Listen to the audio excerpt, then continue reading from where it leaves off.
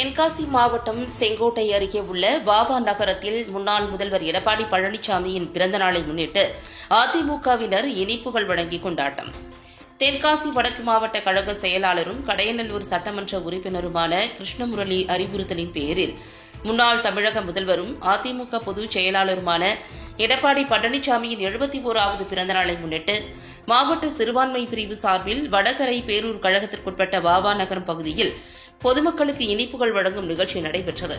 மாவட்ட சிறுபான்மை பிரிவு செயலாளர் ஜாகீர் உசேன் தலைமையில் மாவட்ட சிறுபான்மை பிரிவு தலைவர் ஞானராஜ் ஆகியோர் முன்னிலையில் அதிமுக பொதுச் செயலாளர் எடப்பாடி பழனிசாமி பிறந்தநாளை முன்னிட்டு அதிமுகவினர் பொதுமக்களுக்கும் மற்றும் பேருந்தில் செல்லும் பயணிகளுக்கும் இனிப்புகள் வழங்கி கொண்டாடி மகிழ்ந்தனர்.